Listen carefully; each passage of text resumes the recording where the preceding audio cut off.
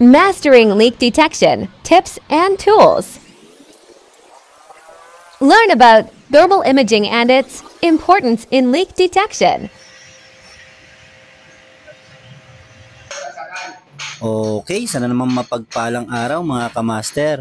Reference Day, February 21, 2025. Client concern, mysterious leak. Nag-hire na sila ng water leak detective para mag-conduct ng water leak detection. Makita kung saan nanggagaling yung source of leak. Ma-address at magawa ng tamang repair. Nakapag-scan na nga pala kami sa buong facility, no? Thermal infrared imaging method and borescope camera. Gumamit rin kami ng mga pipe locator para makita yung mga sewer line kung meron din siyang problema.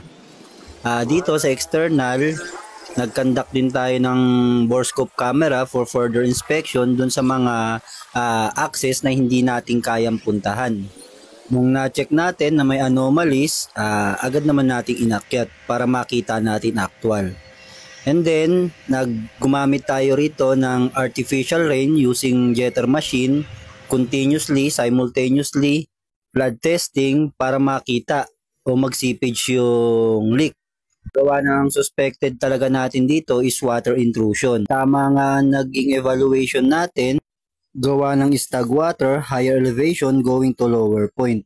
At nagtatali tayo sa report ni client. Nangyayari lang ang leak kapag weather events o during heavy rain. Tapos na tayong mag-conduct ng thermal inspection, no? At saka yung mga ginawa natin test sa site, no? Ang source of leak niya is galing sa rooftop. Hindi talaga sa water line o kung saan pa man. Nagpa-detection sila gawa ng para isang gastos at ma-address talaga kung saan nanggagaling yung leak. Manggaling sa bubong, dito siya nag-i-stack sa pinaka firewall.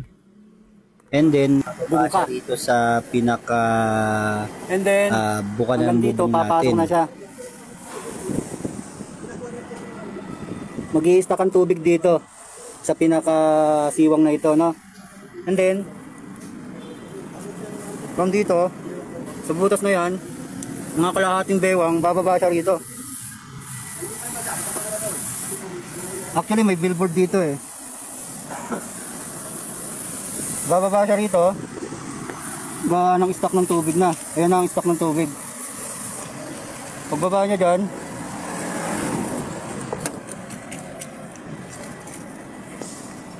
isa lang to sa dinadaanan.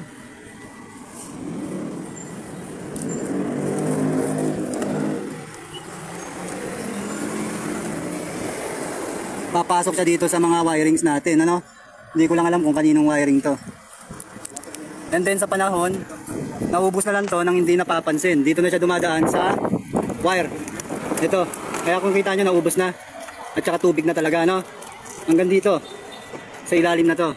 And then, bababa siya dyan. Pasok na dito. Ito ang palagay kong pinasukan niya na. Kaya, nagkakaroon tayo ng... Kita nyo naman, binutas natin to. Ayan na ang tubig. Basang-basa na, no? Pumapasok siya dyan. Ayan, nakita nyo, nakikis-kis na natin. Hanggang dito ang tubig.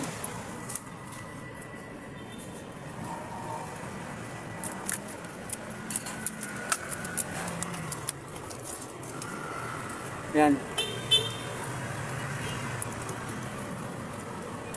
Gawa na nagkaroon ng mga access point siya, no? Tumawid yung tubig. Kaya papunta na dun sa loob ng building. Kaya nagkaroon tayo ng mga leak. May sasagad naman sa likod na nito, sa likod ng pinto.